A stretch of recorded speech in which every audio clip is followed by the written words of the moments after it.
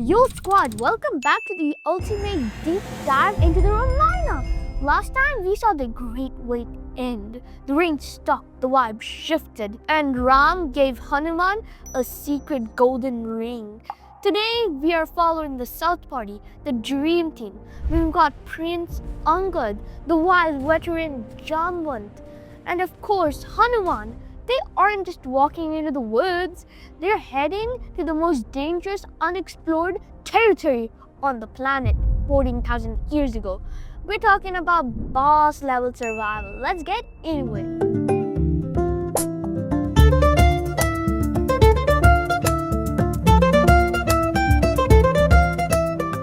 Before we follow our heroes, remember, this was a global operation. While the South Party moved toward the ocean, the other teams were hitting the rest of the map. The East Party was navigating through Sumatra and Java, what Sugriva's atlas calls the island of gold and silver. 14,000 years ago, sea levels were so low that Southeast Asia was massive landmass called Sunderland. You could basically walk halfway to Australia. But the South Party, they had the toughest mission, man. They were heading straight for Ravan's HQ. The team enters the Vindhya Mountains.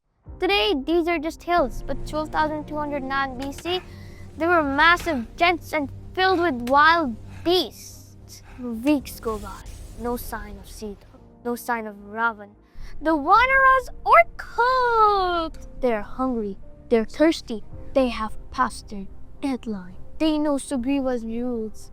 Come back with news or don't come back at all.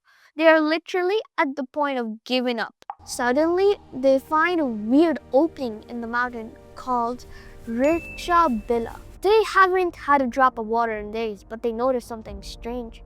They see birds fly out of the cave and their wings are red. Hanuman says, "If those birds have water, there's something inside." they hold hands in the dark so they don't get lost and walk into the unknown. They emerge from the dark tunnel and BAM! It's like they walked into a futuristic city. Golden trees, jewel-encrusted palaces, and a glow that doesn't come from the sun. In the center, they see a woman sitting in a deep meditation. This is Swayambhava. Excuse us, ma'am. We're kind of lost, very thirsty, and honestly, we didn't expect a 5-star resort under a mountain. You have entered the grove of Maya Danava. He was the architect of the Asuras, master of illusions and hidden worlds. No one enters here and leaves alive. Who are you? We are on a mission for Rambaya. We're looking for Sita Ma. We don't want your gold, we just need to save the world. Okay, squad, let's pause. This magic cave is a huge big brain moment for researchers. Why? Because the description of Rikshabila sounds like an advanced ancient technology. Think about it, a place where town feels different, with artificial lighting and golden structures that don't age. Some people think this was a highly advanced bunker or simulation chamber built by Maya Danava, the OG engineer of ancient worlds. It's like the wanderers accidentally walked into a high-tech lab from 14,000 years ago. Swayambhava looks into Hanuman's eyes and sees that he's telling the truth. She says, Your mission is pure. I will help you, but you cannot find your way out of Maya's maze alone. Close your eyes. Do not open them until I tell you. the Vanaras cover their eyes. There's a sound like rushing wind, a total teleportation vibe, and in a blink, snap, they open their eyes and they aren't in a cave anymore. They're standing on the salt-sprayed shores of Southern Ocean. They just traveled hundreds of miles in a second, but the relief doesn't last long. They look out at the ocean, and it's massive. The waves are like mountains. They realize they are at the edge of the world. Prince Angad sits on the sand and says, "That's it. We failed. We can't swim across this. If we go back, Sugriva will punish us. If we stay here, we starve." This is called Teleportation. They literally decided to stay there and wait for the end. The vibe had zero, man. Suddenly, a giant shadow covers the beach. A massive wingless vulture named Sampati crawls out of a mountain cave. He looks at the Vanaras and thinks, Perfect. I was hungry, and a whole buffet just sat down to wait for death. the Vanaras just start talking about Jatayu, the hero bird who died trying to save Sita. They said, Jatayu was lucky. He died a hero. We're just going to be bird food. when Sampati hears the name Jatayu, he stops. Wait.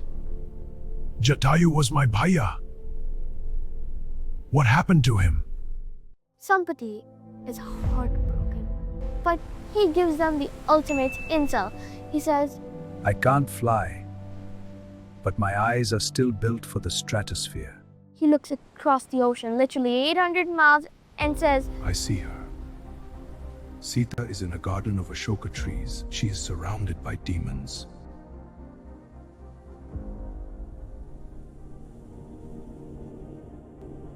She is on an island called Lanka.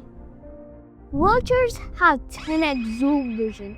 And 14,000 years ago, because sea levels were lower, Lanka was much closer with stepping stone islands in between. Sampati was basically a 14,000-year-old drone. The goal is clear. Lanka is out there, but who can get there? Angad asks. Who can jump 100 leagues? I can do 20. I can do 50. I can do 100. But I won't have the energy to jump back. We'll still be stuck. Everyone just turns to look at Hanuman. But Hanuman is just sitting in the back, silent, staring at the sand. He's not saying a word. Why was Hanuman being so quiet? Here's the lower drop. When Hanuman was a kid, he was so powerful, he used to press the sages. He was a total menace. So they put a soft lock on his powers. He was cursed to forget how strong he is until somebody worthy reminded him. It's like having a level 100 character in a game, but the memory card is corrupted and scratched.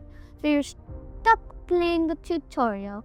He literally didn't even know he was a god. This is why Jamavant is so important. He's the only one who knows Hanuman's true potential. He walks up to Hanuman and his voice booms like thunder. Hanuman, why are you sitting in the shadows? Do you not know your own DNA? You are the son of the wind. When you were a babe, you flew to the sun because you thought it was a fruit. This ocean? This is just a puddle for you. Wake up, son of Vayu. Your bhaiya is waiting. The world is waiting.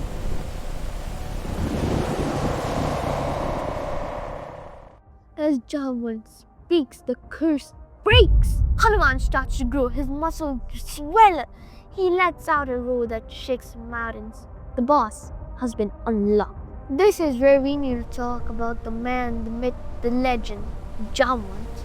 Now, Jamavant isn't just a bear. He is the king of the rickshaws. He is the oldest, wisest member of the team. In the Ramayana lore, Jamavant has been around since the beginning of time.